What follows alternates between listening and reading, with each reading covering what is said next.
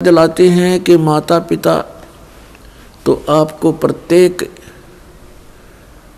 जूनी में प्राप्त हो जाएंगे। पशु बनोगे वहाँ माता पिता, पक्षी बनोगे वहाँ माता पिता, लेकिन सतगुरु सेवा और बंदगी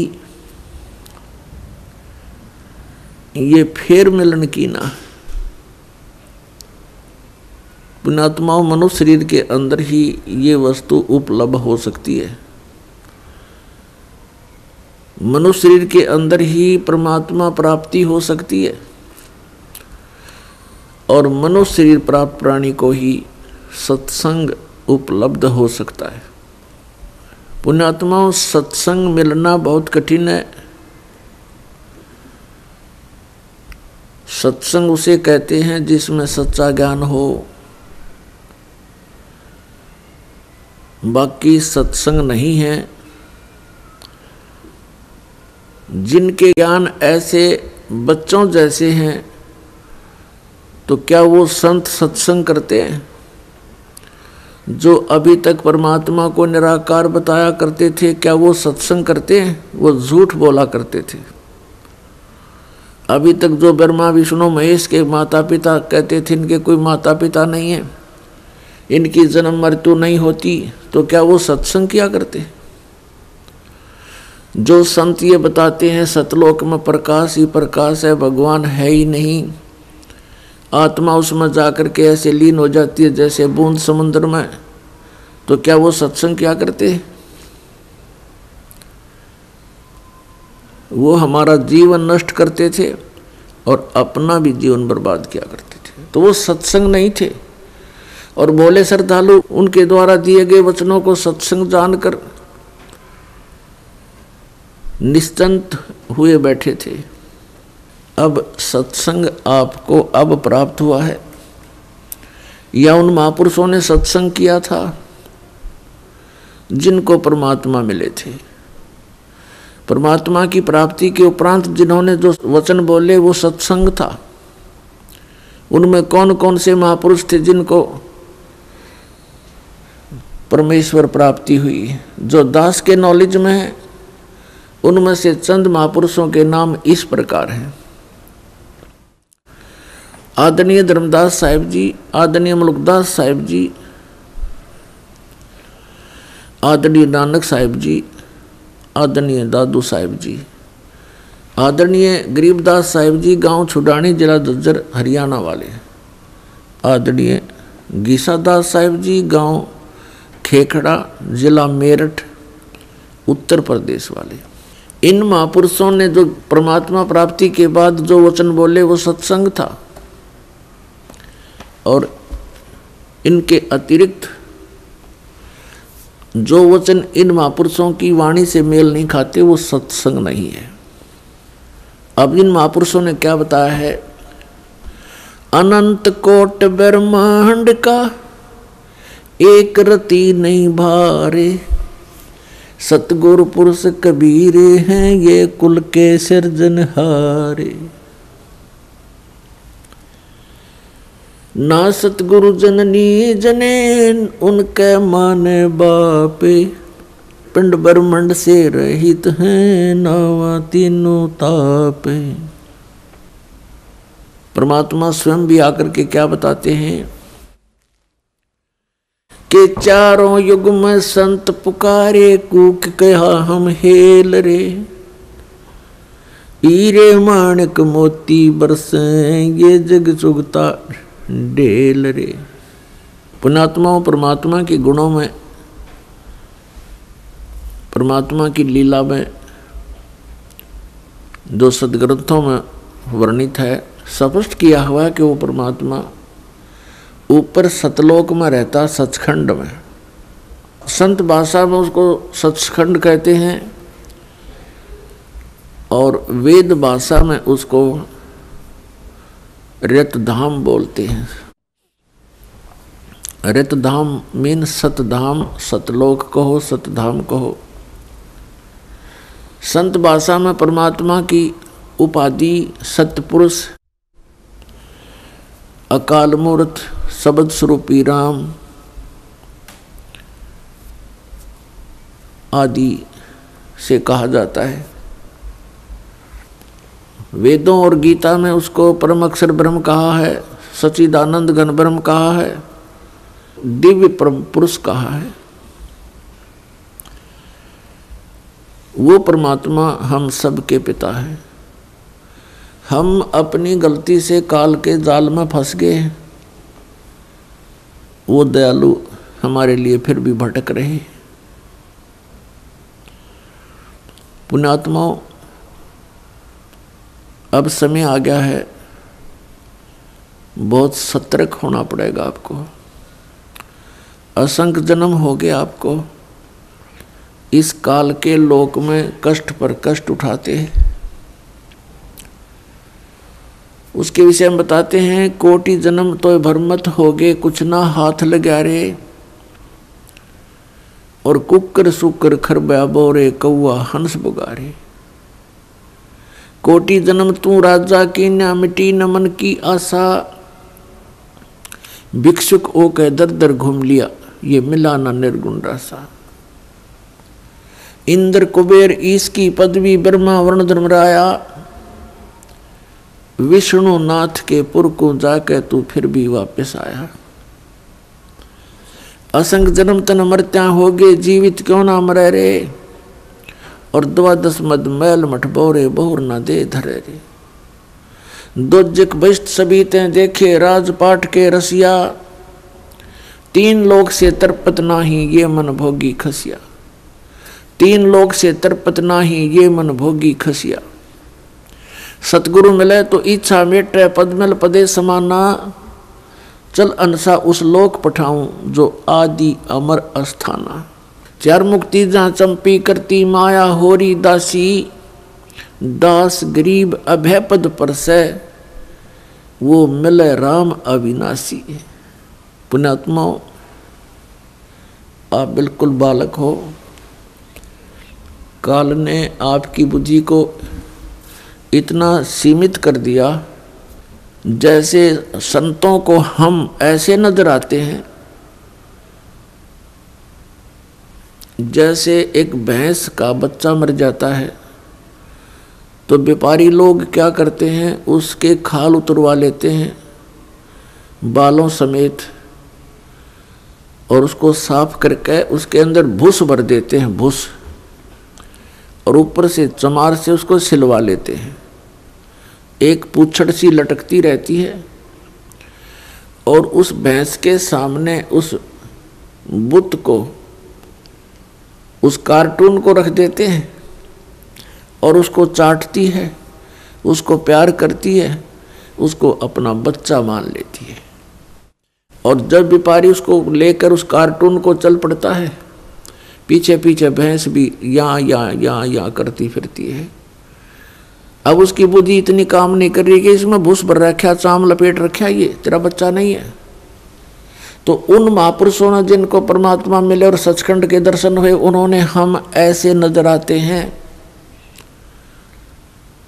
कि इस हार्ड मांस इसके अंदर भर के ऊपर चाम लपेट दिया और ये बता दिया ये तेरा बेटा या तेरी बेटी, इस तरह तुम्हारा परिवार बना दिया। पुण्यात्माओं, आप जी ने थोड़ा विवेक करना पड़ेगा।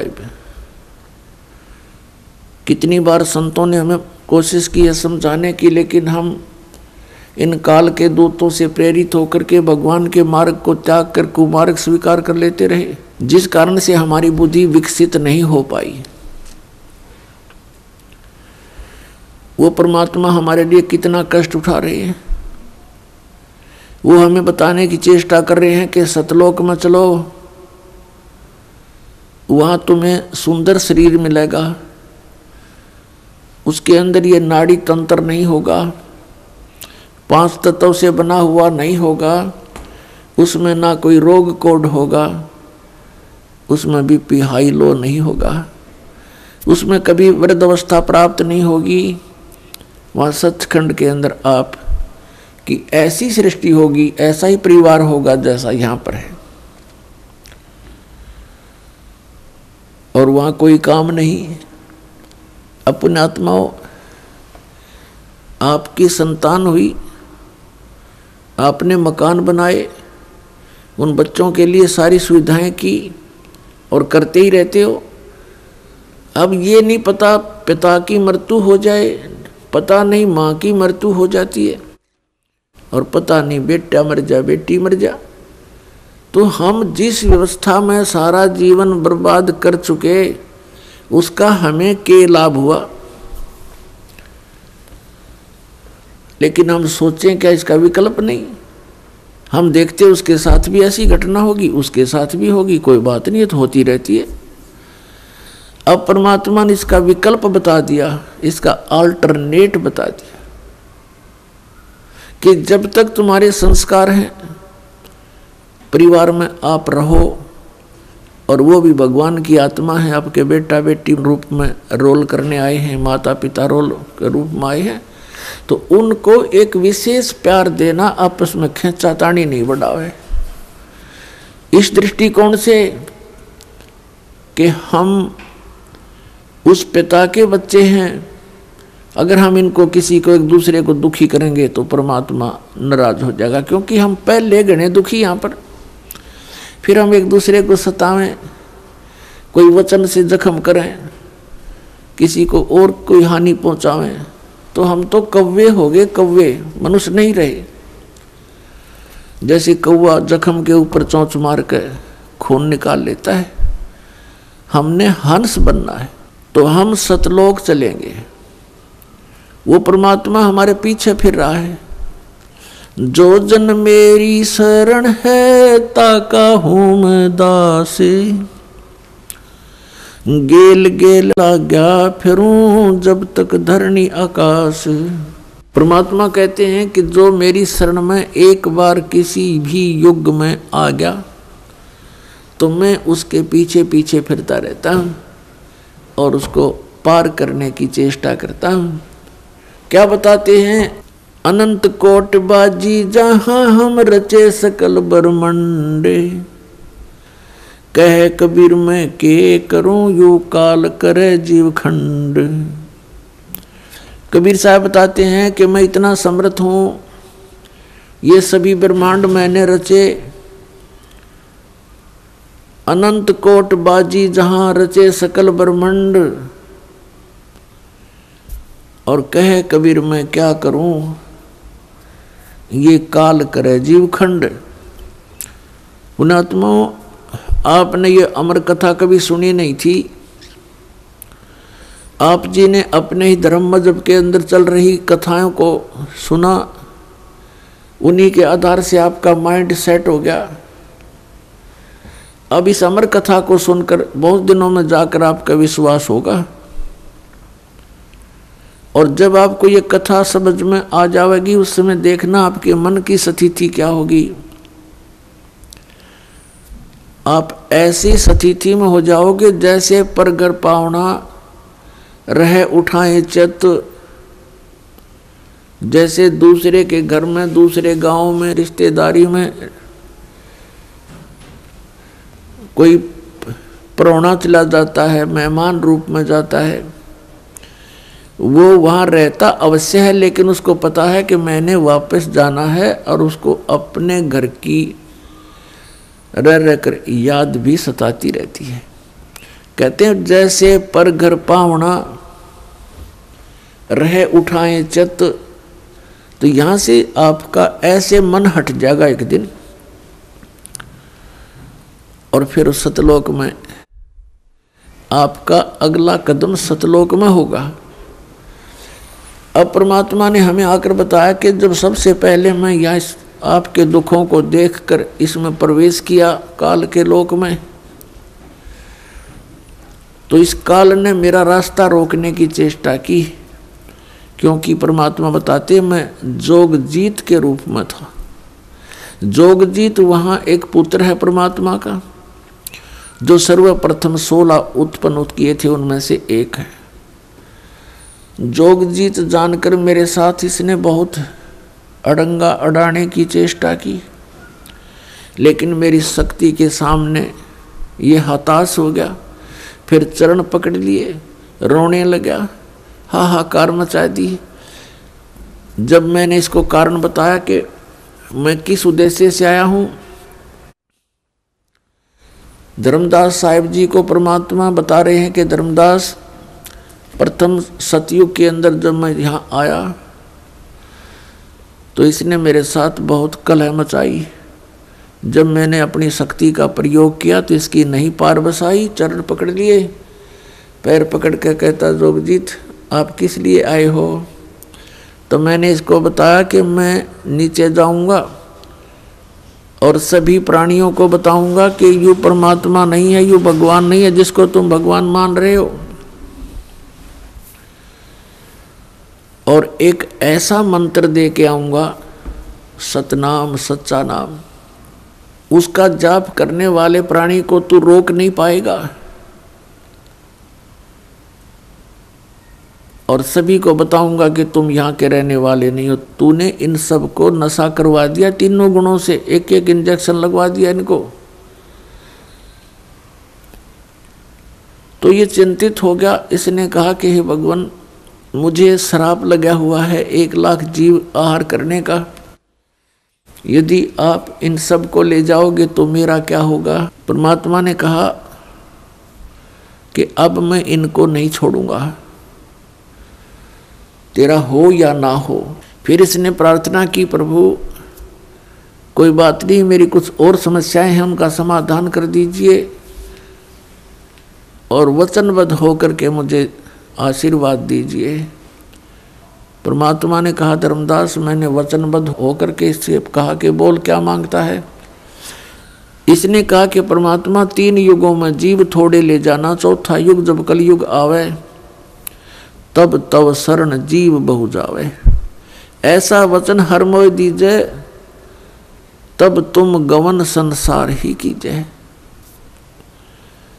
तो मैंने इसको कह दिया ठीक है, तथास्तु, कि ऐसा ही होगा। फिर इसने एक प्रार्थना और की थी कि परमात्मा जबरदस्ती ना करना हे बड़े भाई, क्योंकि जोगजीत रूप में खड़े थे परमात्मा और ये भी उन्हीं का भाई है। परमात्मा से, कबीर से उत्पत्ति हुई इस काल की ज्योति निरंजन की। और इसने कहा कि हे प्रभु, ए बड़े भाई, जबरदस्ती ना करना। जो आपके ज्ञान को स्वीकार करे वो आपका, और हमारे ज्ञान को स्वीकार करे वो हमारा। आप ज्ञान दे करके अपना बनाना, बाई फोर्स ना करना। वो तो मालिक को पता। अब यहाँ प्रश्न उठता है पुण्यात्माओं बहुत सी, क्योंकि हमारे अंदर बहुत युगों से ये अज्ञान ठुका हुआ है, भरा हुआ है खचाखच। ये सच्चे ज्ञान को टिकने नहीं देता। ना जाने कितनी शंकाएं उत्पन्न होती हैं। एक शंका तो ये उत्पन्न होगी कि भाई भगवान ने जानी जान, कहते हैं परमात्मा जानी जान है, अंतर्यामी है, सर्वज्ञ है, फिर क्या उनको पता नहीं था ये ऐसे ऐसे वचन मांगेगा। इसको वचन ना देते सतयुग में ही हमें वापस ले जाते। तो ये तो पुण्यात्मा मन की बकवाद हैं, इस तरह के विचार जो जिसके अंदर आते हैं। हम सतलोक में रहा ही करते। यदि हम ऐसे टिकने वाले होते तो पहले ही ना वहीं रहा करते थे। आवश्यकता ही नहीं थी हमें यहाँ आने की, फिर भगवान को यहाँ दुख उठाने की हमारे लिए। परमात्मा को पता था कि सतयुग त्रेता द्वापर में ये प्राणी दुखी नहीं होता। पुण्यकर्मी प्राणियों को मनुष्य जीवन मिलता है सतयुग त्रेता द्वापर में, जिनके बहुत घने पुण्य होते हैं और वो सभी साधना भी करते हैं, मनमुखी साधना करते हैं, शास्त्र विधि त्याग कर भी साधना करते हैं। उनसे सिद्धियां प्राप्त अवश्य हो जाती हैं और उनके पूर्व प्रारब्ध कर्मों के आधार से, किस्मत में लिखे हुए पनों के आधार से उनको सुख होता है, शरीर स्वस्थ होता है। सतयुग में पिता से पहले पुत्र की मृत्यु नहीं होती, जो सबसे बड़ा जख्म होता है पिता के लिए। और पत्नी से पहले पति की मृत्यु नहीं होती, जो पत्नी के लिए बहुत बड़ा दुखदाई होता है। और बहुत लंबी आयु होती है, शरीर स्वस्थ रहता है, आहार बहुत ही अच्छा होता है। तो इस प्रकार जब पिछले पुनों से उसको लाभ होता रहता है, साधना गलत करता रहता है, पाप इकट्ठे होते जाते हैं, पुण्य अक्षीण होते रहते हैं, फिर उसका जन्म त्रेता में होता है। त्रेता में भी ऐसी सती थी लगभग रहती है। फिर द्वापर में होता है, हरे भरे वृक्ष होते हैं, सब जगह जंगल होते हैं, फलदार वृक्ष होते हैं, समय पर वर्षा होती है। तो इस प्रकार ये सोचता रहता है कि जो साधना पूजाएं मैं कर रहा हूँ इनसे मुझे लाभ हो रहा है, अज्ञानता के कारण। तो परमात्मा के ज्ञान को जो पहले वाले साधना से बिल्कुल हटकर होता है उसको ये प्राणी बिल्कुल स्वीकार नहीं करता। अब कलयुग के अंदर ये प्राणी बिल्कुल कर्महीन हो जाता है, पापों की गठड़ी बांध लेता है और पुण्य इसके पास रहते नहीं। ये साधनाएं भी करता है और लाभ कति होता नहीं, या तो नास्तिक हो जाता है या फिर दुख को भोग कर ही अपना जीवन पूरा करता है। और उन अज्ञानी संतों ऋषियों ने, उन्होंने सतयुग के अंदर जो साधनाएं की, अब उनको वो मार्ग मिला नहीं, यह सतनाम उनको प्राप्त हुआ नहीं जो पाप नाश करता है। और जिस कारण से उन्होंने अज्ञान सिद्धांत बनाकर समाज में प्रवेश कर दिया कि कर्म तो भोगना ही पड़ता है, प्रारब्ध में लिखा हुआ तो भोगना ही पड़ता है, इसको कोई चेंज नहीं कर सकता, इसमें कोई परिवर्तन नहीं हो सकता। तो पुण्यात्माओं, हम परमात्मा की खोज इसलिए करते हैं, परमात्मा को इसलिए खोजते हैं कि हमारे जीवन में कोई कष्ट आवे तो वो टल जावे और हमारा कल्याण। कल्याण की तो बहुत बाद में समझ में आती है, पहले तो यही रहता है कि मेरे बच्चे सुखी रहें, मैं स्वस्थ रहूं, कोई ऐसी दुर्घटना मेरे जीवन में ना घटे जो मुझे पीड़ादायक हो। इसलिए हम परमात्मा की खोज में संतों के पास जाते हैं और ये भी हमें मालूम है कि संतों के पास ही उसका समाधान होता है। और ये भी हम सुना करते कि परमात्मा ना जाने किस बेस में आ जा, तो वो परमात्मा कबीर साहब है, वो ना जाने क्या रूप बना करके और कब कहाँ प्रकट होता है और हमारे लिए भटकता रहता है, हमें समझाने की चेष्टा करता है कि तुम इस झूठे सुख को सुख कहे ये मान रहा मनमोद, ये सकल चबीना काल का कुछ मुख में कुछ गोद।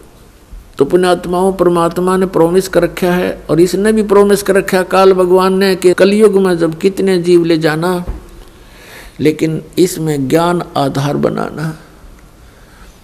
तो पुण्यात्माओं, अब बुद्धिमान समाज हो गया है, इस ज्ञान से अब आप बालक नहीं रहोगे।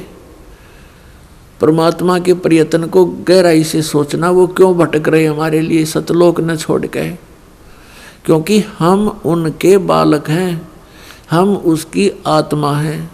और इनको काल इसलिए परेशान कर रहा आप जी को कि जितना मैं इनको सताऊंगा उतना ही वो दुख पावेगा।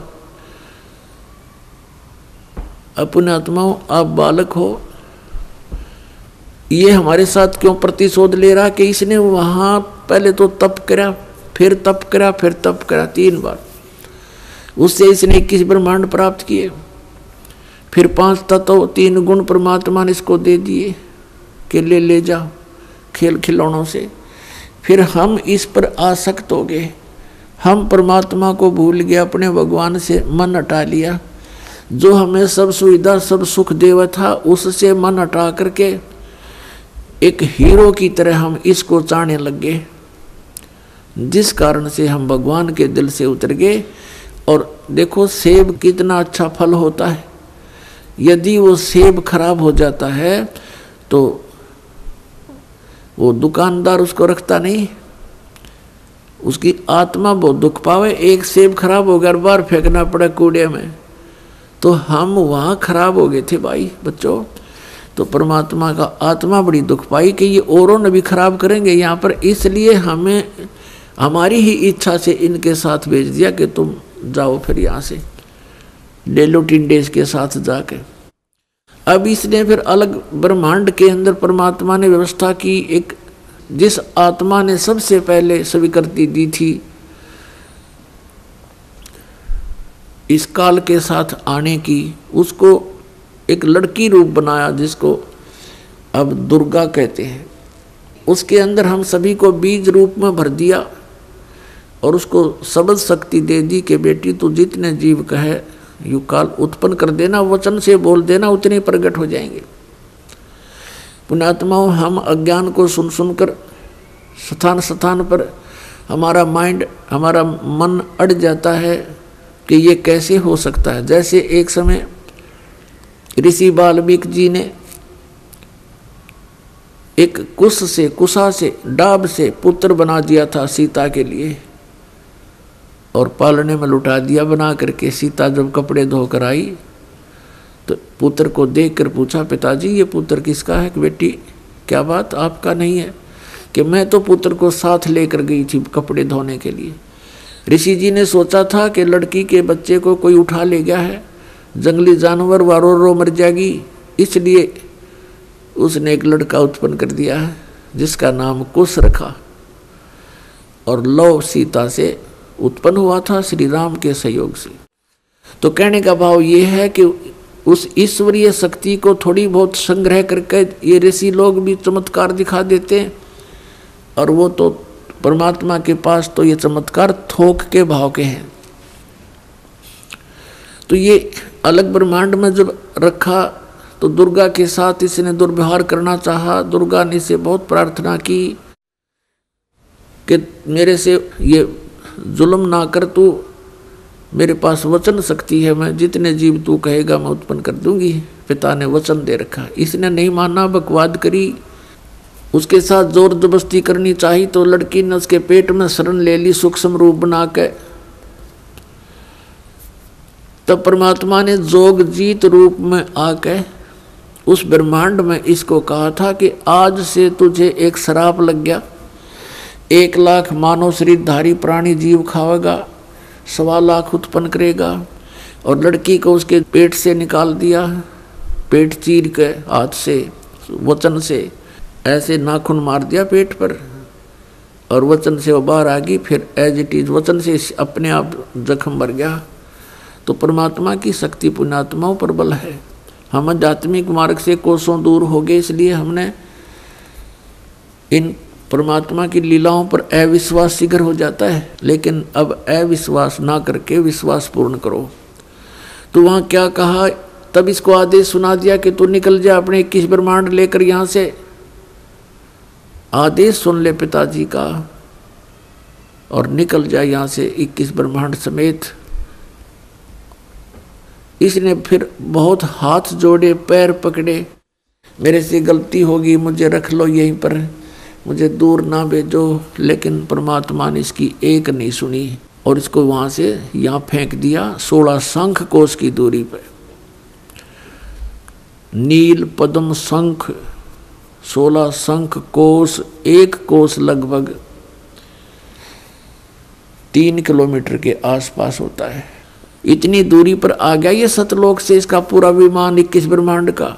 तो इसने उसके बाद से परमात्मा से प्रतिशोध लेने के उद्देश्य से हमें या इतने दुख देता है कि एक पल भी चैन से ना टिक सके, सांस ना ले सके। अब देखते हो पुण्यात्माओं, पशु पक्षी ये कितने कष्ट उठाते हैं। आप देखते हो मनुष्य जीवन में कोई सुखी है? इस झूठे सुख को सुख मान बैठे हैं हम, और परमात्मा हमें याद दिलाते हैं आकर के कि तुम काल के जाल में हो। आप जी को इसने मिसगाइड करके इतना ही सीमित कर दिया आपकी बुद्धि को, संतानों उत्पत्ति, कोठी कार लेना, सारा जीवन ये सोच करके बुढ़ापे में सुखी होऊंगा मैं, बुढ़ापे में मेरा जीवन ठीक कट जाएगा, बढ़िया कोठी बना दूं, बच्चों को सुखी कर दूं, गनाए धन बना दूं। अपने आत्मा बुढ़ापे तक, पहली तो ये बात है कि बुढ़ापे तक आप रहोगे कि ना रहोगे, वृद्धावस्था तक। और वृद्ध अवस्था होने के बाद फिर सुख कहाँ से? वृद्ध अवस्था में सपने में भी सुख नहीं है। तो हमारी सारी ही सोच इस टाइप की थी जो हमें केवल दुख दे सकती है, सुख नहीं। बुढ़ापे में कभी तो जाड़ पड़वानी, कभी आंख बनवानी, और कभी कोई बच्चा कुछ बोल रहा है, कोई पुत्र वधू कुछ कह रही है, कहीं पौत्र को कोई गड़बड़ होगी, कहीं पौत्री का गड़बड़ होगी, कोई देवता मर गया, कोई देवती मर गई। तो ये सब कष्ट उस व्यक्ति को होते हैं जो वृद्ध अवस्था प्राप्त कर चुका है। और सोचा नहीं होता बुढ़ापे में सुखी हो जाऊंगा, इब तो धंधा करके बच्चा ने पाल पोष दूं। तो पुण्यात्मा बुढ़ापे में तो जिए जानेगा जिसा सुख होगा तुम्हें। तो इसलिए परमात्मा हमें याद दिलाते हैं कि जिस प्रोसेस में आप अपना सारा जीवन न्यौछावर किए बैठे हो, ये आपकी महाभूल है। इसके साथ साथ और भी कार्य आपका एक अनिवार्य है, वेरी इम्पोर्टेंट है। उसको तो आपने शुरू ही नहीं किया। अब जैसे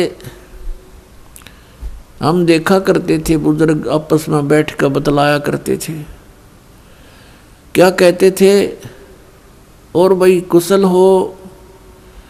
तो वो कहता था मौज हो रही है, कत्ती ठाठ हो गए, 2 बेटे थे 2 बेटी, सबका विवाह कर दिया, पुत्र पर भी पुत्र हो गया, पुत्रियों पर भी पुत्र हो गए, और बस मेरा तो जीवन सफल हो गया। अब बेशक उठा ले भगवान मने, मुझे बेशक उठा ले परमात्मा, मेरा काम पूरा हो गया। अब इस तत्व ज्ञान की रोशनी में पता चला कि खाक पूरा हो गया तेरा समय, जीवन कहाँ से सफल हुआ? जीवन तो बर्बाद हो गया आपका। और जो कुछ भी आपको प्राप्त हुआ ये तो पूर्व प्रारब्ध में आपका लिखा हुआ था, आपका किया हुआ नहीं, आपका चाहा हुआ नहीं। जैसे संतान होते ही एक ऐसी हमारी मन में काल ने ऐसी प्रेरणा कर रखी है कि हे भगवान बच्चा हो और पुत्र हो, पहला पुत्र हो फिर पुत्री बेशक हो जा। ऐसी टेंडेंसी श्लोक वेद से हमारी बनी हुई है जो बिल्कुल व्यर्थ है। अब विवाह हुआ, प्रथम लड़की होगी, फिर सोचा ये भगवान दूसरा तो पुत्र होना चाहिए, दूसरी भी कन्या होगी, फिर कहा हे भगवान तीसरा तो पुत्र हो, तीसरी भी कन्या होगी, चौथी आशा पुत्र की थी, चौथी भी कन्या, पांचवी भी कन्या होगी। तो क्या आपका किया हुआ या आपका चाहा हुआ? नहीं, जो आपकी किस्मत में था वही आपको मिला। तो आप कहते हो कि मेरा जीवन सफल हो गया, ये तो आपका होना ही था। आपने जो इस जीवन में एक इम्पोर्टेंट कार्य और करना था, अनिवार्य कार्य करना था, वो तो तुमने स्टार्ट भी ना किया। इसकी याद दिलाने के लिए परमात्मा सतलोक से आते हैं। यहाँ के भगवान और यहाँ के ये संत हमें केवल इस माया में ही डबोते हैं, इसी में डालते हैं, हमारे को बाहर निकाल नहीं सकते क्योंकि इनकी पावर नहीं। वो तो स्वयं आते हैं या अपने ही संत बना करके यहाँ भेजते हैं, अपनी भक्ति शक्ति से चार्ज करके भेज देते हैं, और फिर वो संत ये काम किया करते हैं। नहीं, आम संत की कोई औकात नहीं जो काल के सामने इस प्रकार का कोई कदम उठा ले। अब क्या बताते हैं परमात्मा, हम सुल्तानी नानक तारे दादू को उपदेश दिया, जात जुलाहा भेद न पाया वो काशी माहे कबीर हुआ। गोता मारू स्वर्ग में जा बैठूं पाताले, गरीबदास ढूंढता फिरूं अपने हीरे मोती लाले। परमात्मा कबीर साहब कहते हैं कि गोता मारूं स्वर्ग में और जा बैठूं पाताल, कह कबीर ढूंढता फिरूं अपने हीरे मोती लाल। अब जैसे आपको कल सत्संग के अंदर दिखाया था, रूबरू करा था उन पवित्र सदग्रंथ वेदों से। उसमें क्या लिखा कि परमात्मा ऊपर ध्युलोक यानी तेजो में शरीर में और तेजो में लोक में राजा के समान विराजमान है, और वहां से गति करके नीचे आता है और बहुत अत्यंत गतिशील पदार्थ के समान, जैसे आकाशीय बिजली गिरती है नीचे बहुत स्पीड से, ऐसे परमात्मा सतलोक से गमन करके चल के यहाँ आते। तो वो परमात्मा अच्छी आत्माओं को मिलते हैं, उनको उपदेश करते हैं, तत्व ज्ञान से परिचित कराते हैं, अपने से परिचित कराते हैं। तो उन महापुरुषों ने जो ज्ञान दिया वो परमात्मा से प्राप्त ज्ञान दिया। उनमें से अब्राहिम सुल्तान अधम भी एक महापुरुष हैं।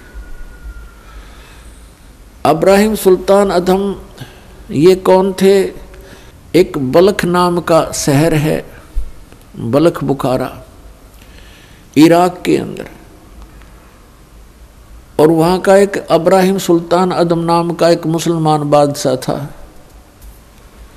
पूर्व जन्म के संस्कार से उसके इतने ठाठ कर रखे थे, भगवान ने 18 करोड़ घोड़े खरीद रखे थे। पुण्यात्माओं, जब तक इस प्राणी को तत्व ज्ञान नहीं होता, यहाँ के ये कंकर पत्थर जोड़ने में ही लगा रहता है। उसने कहते हैं 16,000 औरतें से विलास करता था, 18 करोड़ घोड़े। गांव में पहले यदि एक घोड़ा किसी के पास होता तो बहुत बड़ा वो वहाँ का ठाकुर माना जाता था, बड़ा रईस व्यक्ति माना जाता था जो घोड़े पर चलता था, एक घोड़े पे। जैसे आजकल तो जिसके पास कार है उसको बहुत अच्छा धनी मानते हैं, तो उस समय घोड़े से ही उसके धन को क्या करते थे, काउंटिंग करते थे। तो इस प्रकार 18 करोड़ घोड़े उसके पास, और ऊंट 8 तक गिनती नहीं, बहुत गिने थे। कहने का भाव यह है कि सर्वसंपन्न राजा था, लेकिन पिछले संस्कार भी साथ होते हैं। अब वो चाहे कितने ही सुख को प्राप्त है, लेकिन परमात्मा की चाह आत्मा को फिर भी बनी होती है। एक दिन वो सो रहा था ऊपर अपने महल की छत पर, गर्मियों के दिन। परमात्मा कहते हैं सोचल सीधर मैं करूं अपने जन के काज। तो वहां कहीं पड़ोस में थोड़ी सी दूरी पर एक सत्संग हो रहा था। आप आरती, आप साजे, आप किंगर, आप बाजे, आप ताल झां जनकारा, आप नचाप देखण आ रहा। आप साधु संत बनकर उस राजा के महल से थोड़ी सी दूरी पर किसी गरीब के घर पर सत्संग कर रहे थे, ऊंची ऊंची आवाज में सुना सुना कर। और बात तेरे काम न आवे, संतों शरण लाग रे, के सोवे गफलत में बंदे, जाग जाग नर जाग रे, जाग जाग नर जाग रे। और बात तेरे काम न आवे, संतों शरण लाग रे, के सोवे गफलत में बंदे, जाग जाग नर जाग रे, जाग जाग नर जाग रे। तन सरायम जीव मुसाफिर, करता रहे दिमाग रे, तन सरायम जीव मुसाफिर, करता रहे दिमाग रे। रात बसेरा कर ले डेरा, चले सवेरा त्याग रे, चले सवेरा त्याग रे। और बात तेरे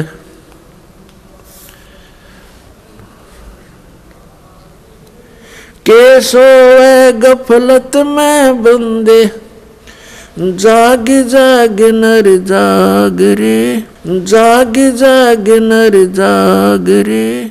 इस तन सरायम जीव मुसाफिर, करता रहे दिमाग रे, इस तन सराय में जीव मुसाफिर करता रहे दिमाग रे।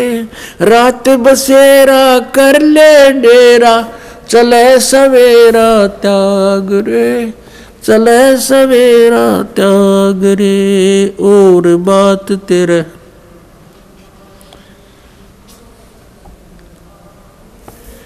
के सोए गफलत में बंदे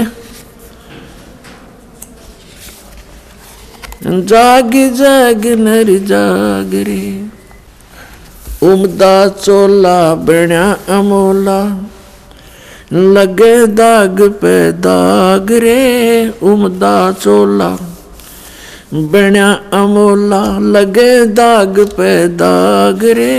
2 दिन की गुजरान जगत में क्यों जले बिरानी आग रे, जले बिरानी आग रे। अर सुमरे सो हंस कवावे ये कमी क्रोधी कागरे। अर सुमरे सो हंस कवावे कमी क्रोधी कागरे। बोरा न भर में विष के बन में चल बेगमपुरी बाग रे, चल बेगमपुरी बाग रे। और बात तेरे काम न आवे संतों शरण लाग रे। के सोवे गफलत में बंदे भाई शब्द सैन सतगुरु की पिछाणी पाया अटल सुहाग रे। शब्द सैन सतगुरु की पिछाणी पाया अटल सुहाग रे। नितानंद महबूब गुमानी परगटे पूर्ण बाग रे, परगटे पूर्ण बाग रे। और बात तेरे काम न आवे संतों शरण लाग रे। के सोवे गफलत में बंदे जाग जाग नर जाग रे, जाग जाग नर जाग रे। पुण्यात्मा कबीर परमेश्वर जी अपनी प्यारी आत्मा को काल के जाल से निकालने के लिए कितना संघर्ष करते हैं। उसके लिए परमात्मा ने ज्ञान को ही आधार बनाया है। इब्राहिम सुल्तान अधम बहुत ही अच्छी आत्मा का व्यक्ति था। परमात्मा की खोज में, अल्लाह की चाह में साधु संतों से बहुत प्यार करता था। उसको जहाँ भी कोई संत मिल जाता या किसी संत की महात्मा की वो चर्चा सुनता, या तो उसको अपने पास बुला लेता था या स्वयं दर्शनार्थ चला जाता था। अपने आत्माओं काल ने तो ऐसा कर रखा हमारे साथ, ये नकली संत, नकली पंथ और डुप्लीकेट ज्ञान सुना के कि इनको नास्तिक बना दूं। एक संत के ऊपर वो बहुत विश्वास किया करता था और वो इब्राहिम सुल्तान उस फकीर के पास बहुत ज़्यादा उसके पास जाता था या उसको अपने पास बुलाता था, खूब दक्षिणा दिया करता था। और वो 1 नंबर का पाखंडी था। एक बार राजा ने, क्योंकि वो बहुत धनी व्यक्ति था, बहुत धनी राजा था, वो जूते जो होते हैं जूती पे पहना करते, पहले आप जूते कहने लग गए उन्हें। उन जूते होते थे, जो जूती थी, एक जूती की कीमत 1.25 लाख रुपए थी। उस समय का तो 1.25 करोड़ हो गए एक जूती की कीमत। उस जूतों के ऊपर हीरे, पन्ने, जवाहरात, मोती सब जगह उसमें गठे होते थे। एक उस राजा ने एक अंगूठी बनवाई जो बहुत कीमती थी, सोने की, उसके अंदर हीरे, मोती और ये इस तरह के कुछ नग लगवा रखे थे, बहुत ऊंची, अच्छी, चौड़ी। अब उस संत की वो बहुत आदर करता था, विश्वास किया करता था एक फकीर पर। वो डुप्लीकेट ठग था। उसने राजा की अंगूठी देखी। जूते तो मैं छुपा नहीं सकता, अंगूठी कैसे ले सकता हूँ। उसने वैसी ही अंगूठी एक डुप्लीकेट बनवा ली, पीतल की, मिलती जुलती कती। और राजा से कहा कि राजा आज नौका विहार करते हैं, मेरे साथ चलो। राजा तुरंत तैयार हो गया फकीर का आदेश मानकर। नाविक नौका चला रहा है, राजा और फकीर उसके ऊपर कुर्सी पर बैठे हैं। अब फकीर ने कहा कि राजन, ये अंगूठी कैसी बनवा ली, कैसी है, दिखाना मुझे। अंगूठी कब बनवाई? कि जी अभी बनवाई है, कुछ दिन हो गए, कई बार पहन ली, आपके ध्यान नहीं गया, देखो देखो निकाल कर। राजा ने कहा देखो देख लो, देखो ऐसी है। अब वो तो डुप्लीकेट था, उसने लेकर ऐसे और कहा, उसने क्या कहा कि हम फकीरों के क्या काम ये अंगूठी। अब वो ओरिजिनल पल देखता रहा और कहा देखो राजा, ये इधर क्यों जा रहा नाविक तू? तो राजा का ध्यान उधर हुआ, वह डुप्लीकेट निकाल ली, वह डाल ली, हाथ में ले ली और कहा राजन, अंगूठी तो बहुत अच्छी है पर साधु संतों के क्या काम की, जल में फेंक दी। अब राजा ने सोचा भाई बड़ा त्यागी विरागी महात्मा, इसको तो संसारिक धन से भी कोई लगाव नहीं है, और ज्यादा आस्था होगी इसमें। फिर खूब वो दान दे राजा, रो कर नहीं हमें क्या जरूरत है, हमें क्या जरूरत है, कोई नहीं दे दे, हम लगा देंगे, इधर भंडारा कर देंगे।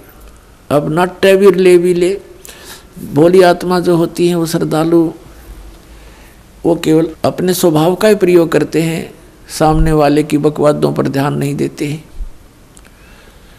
इसका दुरुपयोग किया इन लोगों ने, नकलियों ने। तो कुछ दिनों के बाद क्या हुआ, फकीर के और चेले की आपस में बिगड़ गई, जिसने अंगूठी बनवाई थी नकली, उनकी आपस में कहा सुनी होगी, बात बहुत बढ़ गई और चेला उससे अक्षुब्ध होकर के उसने मंत्री से संपर्क किया, राजा के मंत्री से, कि ऐसे ऐसे इसने राजा के साथ धोखा किया है, ये धोखेबाज ठग व्यक्ति है। वो अंगूठी जो इसने जल में फेंकी थी वो डुप्लीकेट थी, मैंने इसको बनवा कर दी थी, इसने मेरे से बनवाई थी। ये बात फकीर ने राजा के सामने डरते डरते कही कि कहीं राजा नाराज ना हो जा के साधु संतों के बारे में ऐसे नहीं बोलना चाहिए। राजा इतना विश्वास करता था कि पूछा, वजीर तेरे को किसने बताया है? वो चेला बुलाया कि इस चेले ने बताई है। उस चेले से कहा कि फकीर के बारे में ऐसी बातें करना बच्चा पाप लगता है। उसने कहा जी मैं कसम खाकर कहता हूँ ये निकम्मा आदमी है, ये भक्त नहीं है, संत नहीं है। राजा बड़ा विश्वासी था, उसने कहा कि देख ले भाई चेला राम, जया बात झूठी पागी तो तेरी गर्दन काट दूंगा। नो बोला जी बेस से काट दियो। राजा ने देखा कि बड़ा कॉन्फिडेंस से बात कर रहा है कि वो